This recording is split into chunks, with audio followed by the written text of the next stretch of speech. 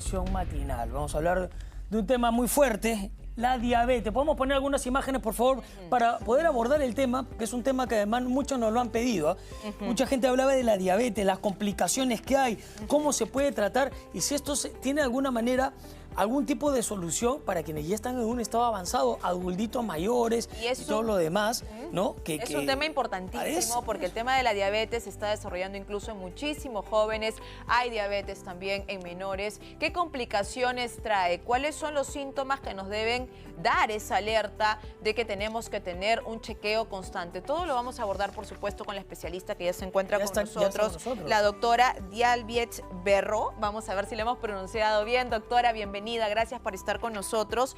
Y la diabetes es un tema que cada vez lo tenemos más entre nuestros familiares, ¿cierto? Cuéntenos, doctora, ¿a qué edad se está presentando y los síntomas principales? Mayormente los pacientes con diabetes tipo 1 pueden presentar lo que son los síntomas desde la infancia o inclusive en la juventud, o se puede presentar de forma tardía.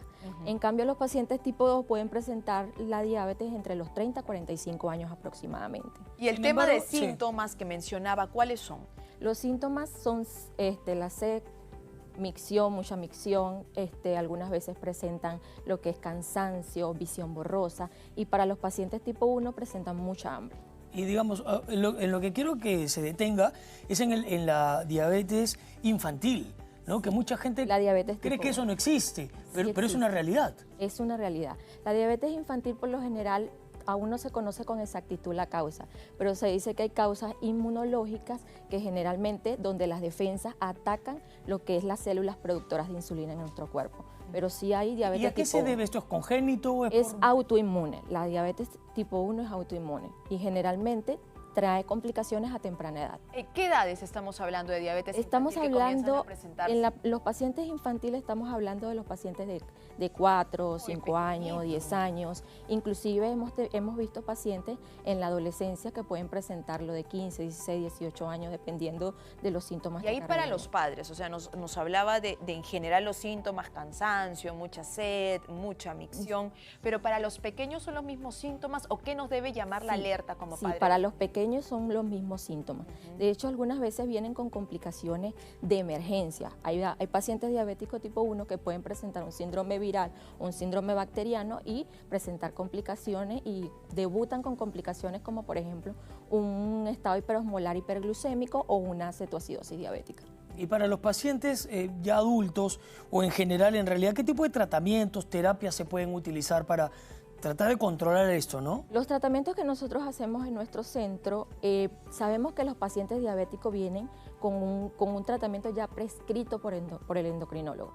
Nosotros lo que hacemos son tratamientos complementarios para mejorar tanto los niveles de glucosa, o sea, los niveles de hiperglicemia en el paciente, también mejoramos lo que es el estado inmunológico, porque recordemos que los pacientes diabéticos son pacientes inmunosuprimidos, y mejoramos lo que son el sistema inmune para procesos virales, procesos bacterianos, procesos infecciosos. Entonces, básicamente, nosotros ayudamos al proceso de mejorar lo que es la sintomatología que el paciente llega a nuestro centro.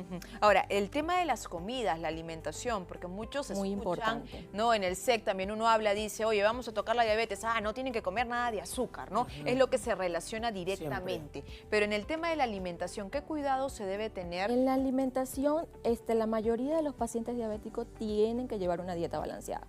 El paciente siempre va al endocrinólogo, pero también tiene que ir a un nutricionista, porque el nutricionista tiene que generalmente llevar lo que es una dieta balanceada del paciente diabético, porque el paciente diabético puede consumir muchas grasas saturadas, puede consumir lo que son comidas chatarras, que eso lleva a que se descompense su glicemia. Y por ejemplo, un paciente que acude a usted, doctora, ¿cuál es la terapia alternativa que va a recibir? La terapia que nosotros usamos en nuestro centro es la autohemoterapia mayor, que consiste en extraer una muestra de sangre del paciente. Posteriormente, esa muestra de sangre nosotros le introducimos el ozono, y posteriormente ese ozono va directamente a la parte endovenosa. Entonces, el transporte del ozono va a ser la misma sangre.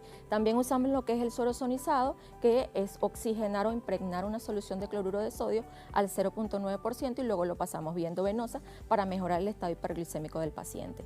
Y en los los pacientes diabéticos que generalmente presentan lo que es afectación o complicaciones crónicas en los miembros inferiores, donde hay daño del sistema nervioso, son los típicos pacientes con pie diabético, que recordemos que el paciente con pie diabético no es que llegue con una úlcera en el miembro inferior. El paciente con pie diabético puede presentar polineuropatía o neuropatía diabética. Entonces, ¿qué es eso? Eso es afectación de los nervios, la pérdida de la sensibilidad en los miembros inferiores. O sea, en este caso se traduce en que... En que el paciente puede ir, por ejemplo, un paciente que ahorita con el clima que hay, pueda ir por la playa caminando descalzo, se le hace una ampolla, no siente porque ha perdido la sensibilidad. Y producto de la pérdida de la sensibilidad se presenta una úlcera y posterior a la úlcera puede llegar a un proceso sobreinfectado y inclusive llegar a la amputación. Es el caso extremo. Es el caso extremo. Al que uno no quiere llegar, los pacientes no quieren llegar y por eso es importante también la medicina y todo lo que tenga que ver con un tratamiento de complementación, ¿no? Alternativo. Doctora, ¿dónde la podemos ubicar los pacientes, los familiares de pacientes que quieran buscarla? Mire, nosotros nos encontramos en nuestras redes sociales como Centro de Terapia del Dolor, en Facebook, Instagram y también en TikTok, y en nuestros números de teléfono 978-943-646 y 6080-3541.